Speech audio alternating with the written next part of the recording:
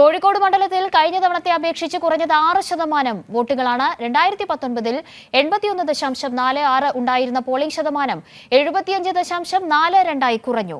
പോളിംഗിലെ കുറവ് UDF ക്യാമ്പിന് ആശങ്ക സൃഷ്ടിക്കുമ്പോൾ നല്ല ആത്മവിശ്വാസത്തിലാണ് ഇടതുമുന്നണി. കോഴിക്കോട് ലോക്സഭാ മണ്ഡലത്തിൽ കഴിഞ്ഞ തവണത്തെ അപേക്ഷിച്ച് എല്ലാ അസംബ്ലി മണ്ഡലത്തിലും പോളിംഗിൽ ഇടിവുണ്ടായി. ആകെ 6.04% കുറവാണ് രേഖപ്പെടുത്തിയത്.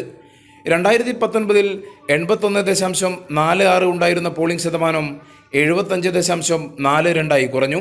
2009-ലെ 74.73 ഇത്തവണത്തെ പോളിംഗ് രേഖപ്പെടുത്തിയത്. ആദ്യ മണിക്കൂറുകളിലെ ശക്തമായ തിരക്ക് ബൂത്തുകളിൽ പിന്നീട് ഉണ്ടായില്ല. പോളിംഗ് ശതമാനത്തിലെ കുറവ് വിജയത്തെ ബാധിക്കില്ലെന്നാണ് LDF കണക്കുകൂട്ടൽ.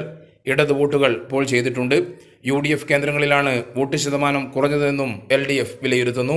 സമസ്ത അടക്കമുള്ള ന്യൂനപക്ഷ വോട്ടുകൾ ഇത്തവണ ലഭിച്ചെന്നും LDF പറയുന്നു. എന്നാൽ പരമ്പരാഗതമായി ലഭിച്ചിരുന്ന ന്യൂനപക്ഷ വോട്ടുകൾ നഷ്ടപ്പെട്ടിട്ടില്ലെന്നാണ് UDFന്റെ അവകാശവാദം.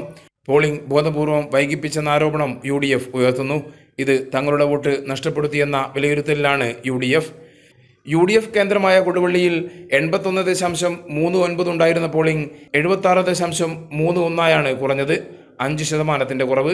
കോഴിക്കോട് നഗരത്തിലെ 2 മണ്ഡലങ്ങളിലും ഇടിവുണ്ടായി. വോട്ട് വിഹിതം വർദ്ധിപ്പിക്കാനാകുമെന്ന വിലയിരുത്തലിലാണ് NDA camp. Kairali news, Kozhikode.